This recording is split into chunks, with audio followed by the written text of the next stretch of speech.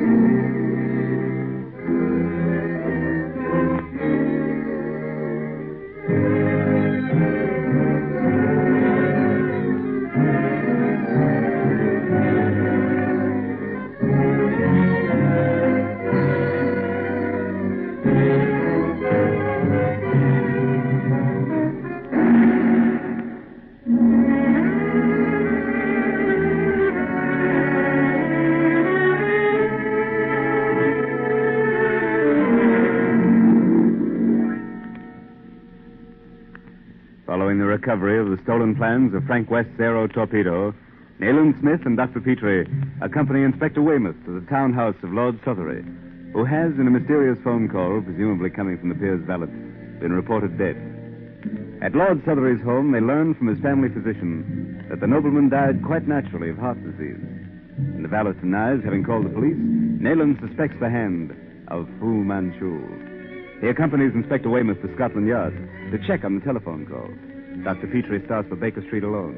On the way, he meets Karame, who pleads with him to accompany her to the house of Fu Manchu to attend her brother. In the dusk of evening, we find Dr. Petrie and Karame approaching the waterfront abode of the sinister Oriental.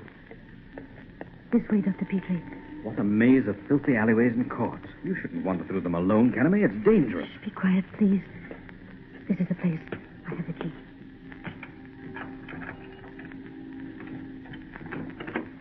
Come, Dr. Petrie. Quickly. We cannot make a light. Here, give me your hand. I will lead you. Very well. Now, be careful here. Stairway. Move as quietly as you can. Though Dr. Fu Manchu and the servants were out, it is possible that one of them may have returned during my absence. Wait. No one here. Come. By Jove, what a place. I've never seen such exquisite furnishing. Oh, we must hurry. My brother is in the room beyond. What's that? Oh, it is nothing. Dr. Fu Manchu's pet marmoset there in the cushion. Hurry, please. Down this corridor. It extends as a balcony across one end of the next room, and they look down into the chamber. Great Scott. A laboratory. And look. Down there on that couch against the wall. My brother. Oh, come quickly, Dr. Petrie.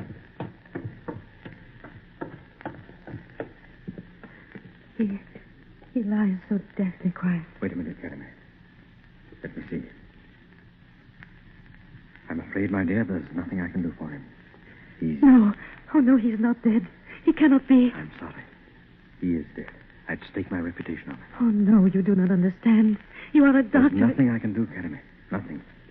The dead cannot be brought back to life. But you must see. Oh, quickly. Up these steps. Fu Manchu has returned. Oh, hurry, hurry. In this little alcove. Here, behind this curtain. Be silent now and watch. Fu Manchu. On your life and mine. Make no sound. Now watch. Watch closely. He's taking your brother's pulse. He's pouring some drops into a graduated glass. Now he's making an injection in the boy's arm. Look. He's moving. He's raising his arms above his head. He shows no more unusual symptoms than if he'd just awakened from a natural sleep. Look, Fu is leaving. You see, Dr. Petrie, my brother is not dead. But without Dr. Fu Manchu, he is dead to me. Oh, how can I leave him when he holds the life of my brother Ali in his hand? But how does he produce the appearance of death? It is something in the wine. In another hour, Ali will be again as you saw him. You must get me that flask or some of the liquid. Very well. Wait a moment. I shall try.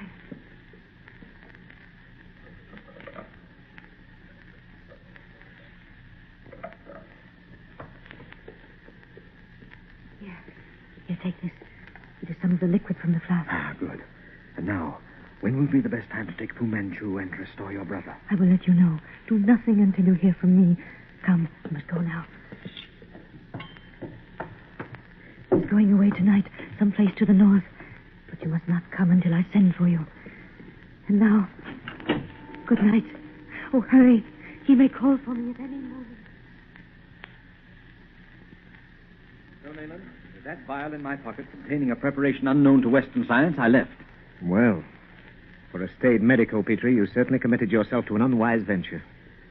Of course, we must arrange with Weymouth to raid the place at once. No, Nayland. My promise to Academy must be kept. That's your affair, old chap. I'll devote the whole of my attention to Dr. Fu Manchu. Look, Petrie, what have I all along maintained?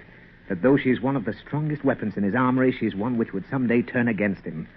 I hope that day has dawned. Nevertheless, we must await word from her. Very well. Have you any idea of the nature of that stuff in the phial? Not the slightest. I have none to spare for analysis. By Jove, if I only knew the composition of the drug which produced the semblance of death, my fame would long survive my ashes. She said it was something in the wine? Yes.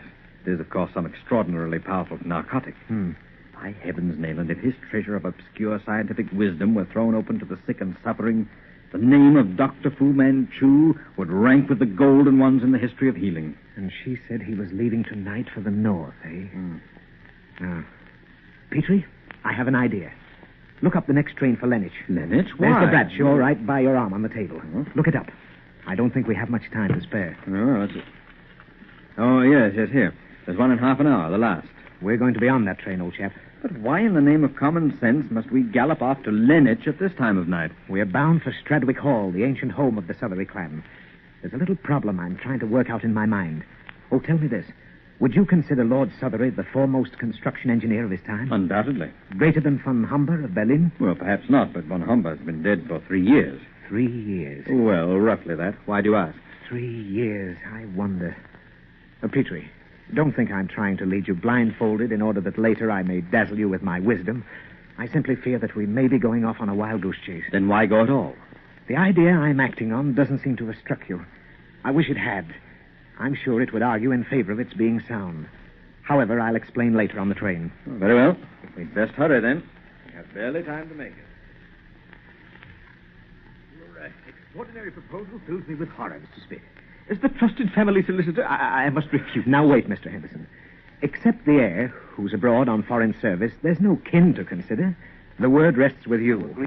If I'm wrong and you agree to my request, there's none whose susceptibilities will suffer. My own, sir? On the other hand, if I'm right and you prevent me from acting, you become a murderer. Heaven forbid. Lord Sothery was a lonely man. If I could have put my proposition before one of his blood, I have no doubt what the answer would be. You, as the legal advisor of the House of Sothery, good heavens, man, why do you hesitate? Well, it's irregular, sir. Utterly so. Besides, we've not the necessary power. I am invested with the necessary powers. I'll give you a written order. Utterly ridiculous. The procedure smacks of paganism. Oh, you weigh a life against such quibbles. Do you suppose that granting my irresponsibility that Dr. Petrie would countenance such action if he doubted the necessity? But there are guests in the house. Mourners who attended the ceremony today. He has barely been placed in his tomb. Those guests need never know if we're mistaken. You wish it kept secret? You and I and Dr. Petrie require no other witnesses. You agree? Well, I've never in my life been asked to make so grave a decision in so short a time. It's preposterous. Oh, we're wasting time, Mr. Henderson. Every moment now may mean... Great Scott, old chap, it's a matter of life and death. So you say. Well, very well, I agree. Let us finish the business as quickly as possible.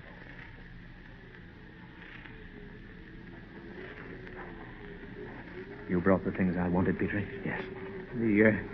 family tomb, gentlemen. I will...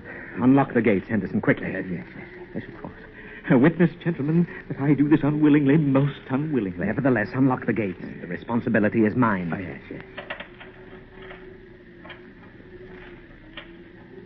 Did you hear anything, Petrie? See anything as we came across the park? Nothing, Nayland. You think he is here? I'm positive that Fu Manchu was on that train. The gates are open, Mr. Smith. And you better light the lantern. Hold it up, Petrie. There we are. Now, be calm, Henderson. You are doing your plain duty to your client. Heaven be my witness that I doubt it. Lead the way to Lord Sothery's niche. Oh, we'll get no help from Henderson, Petrie. He's frightened to death. There. The second one up from the floor. Oh. Yes, that one. Come, Petrie. Help me slide the coffin out. All right. Now, let it down lightly as possible. There. That'll do. Now, the screwdriver. If the British Medical Association ever learns of this, Nayland, I'm finished. Hold that lantern a bit closer. Gentlemen, I feel a bit faint, if you don't mind. Stand over there by the foot of the steps. This'll be over presently. There. It's open. Quick, Petrie. The syringe. Make the injection. So, a blind step into the future of medical science. There.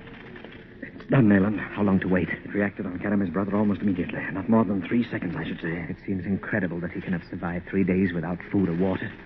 Yet I've known fakirs in India. Good heavens. Look. It's working. He's beginning to breathe. His heart. Quiet. Fu Manchu is here. No. Where? There. At the head of the stairs. Someone's coming down. Look out, Petrie. Back on it.